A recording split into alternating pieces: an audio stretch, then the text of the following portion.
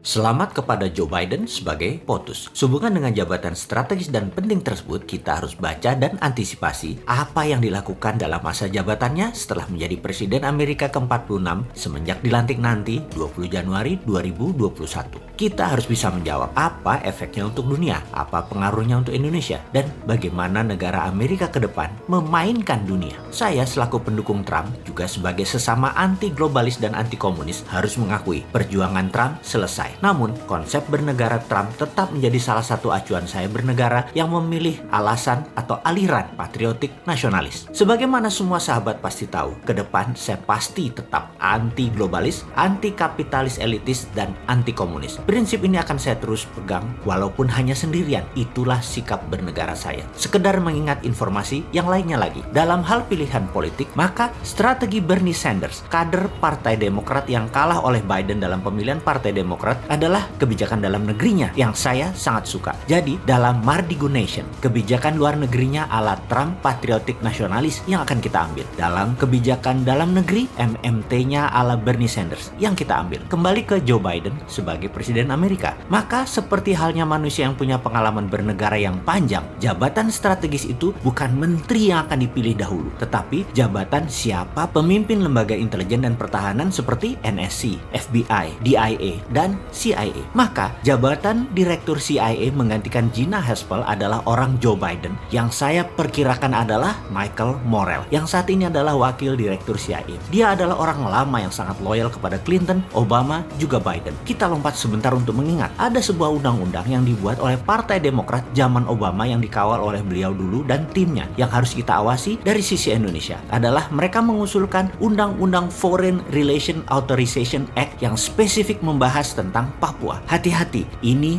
buat Indonesia. Lalu, gerakan CIA zaman Michael Morell waktu masih muda adalah mendukung gerakan Kosovo Liberation Army yang kemudian mendirikan sebuah negara baru. Sekali lagi, hati-hati dengan demokratnya Amerika. Pak SBY sudah merasakan dengan banyaknya bom meletus waktu itu, Obama presidennya dari Demokrat. Soekarno sudah merasakan dengan dilengserkannya posisinya, yaitu presiden kala itu adalah LBJ, Lyndon B. Johnson dari Partai Demokrat juga. Soeharto sudah merasakan dengan serangan economic hitman di zaman Clinton. Habibie sudah merasakan juga di zaman Clinton juga presiden Amerikanya, yaitu lepasnya Timur Timur. Operasi CIA selalu dimainkan oleh mereka Partai Demokrat. Gerakan insurgensi adalah ciri dari mereka. Kalau Partai Republik perangnya di permukaan, Partai Demokrat warfare-nya pakai CIA operation dan shadow. Saya jadi takut urusan Papua. Itu saja. Kalau sama Trump, saya nggak takut Indonesia bakal belah karena bukan targetnya Trump. Trump musuhnya Tiongkok dalam hal dagang dan ideologi demokrasi Amerika versus komunisme juga dengan Tiongkok. Namun Demokrat beda game plan mereka. Mudah-mudahan data saya ini adalah data lama, bukan data masa depan. Namun sebagai seorang yang menganalisa belasan tahun diajarkannya adalah pakai threat analysis. Maka data lama, kebiasaan lama seseorang selalu dipertimbangkan sebagai bahan pembanding di dalam saya menganalisa threat analysis. Kita buka strategi Madam Secretary Hillary Clinton yang terkenal dengan perkataannya pivot to Asia. Ini akan menjadikan perebutan sumber daya alam ke arah Asia. Front Timur Tengah untuk energi, minyak dan gas bumi, dan Asia Tenggara untuk sumber daya alam mineral seperti baterai dan lain sebagainya. Maka apa yang Tiongkok lakukan di Indonesia akan juga diikuti oleh Amerika. Di mana zaman Trump, ground floor-nya adalah di negara masing-masing. Tiongkok, Amerika dengan perang dagang. Zaman Biden yang diperebutkan adalah sumber daya alam yang ground floor-nya bisa-bisa negara penghasil. Perangnya kalau minyak bumi, ya dar-der-dornya di Timur Tengah. Maka sumber daya alam mineral, non-fossil oil, jangan-jangan dar-der-dornya di Indonesia. Ini harus distrategikan. Ini harus dibuat counter insurgensinya. Cara tekan Indonesia, yaitu dengan Papua dan GAM dimainkan lagi oleh mereka. Ini cara klasik Demokrat. Sehubungan dengan hal ini, sengaja kita buka ke publik informasi seperti ini agar bernegara kita bisa melihat sisi lain, sisi ancaman. Jadi, wahai pejabat, pastikan kebijakan Anda menguntungkan rakyat dan membuat negara Indonesia selalu utuh. Hati-hati dengan shadow-nya Biden Partai Demokrat tersebut. Jangan sampai pada bingung terus nanti minta bosman jadi wamennya Menhan. Kan ora cocok, Cak.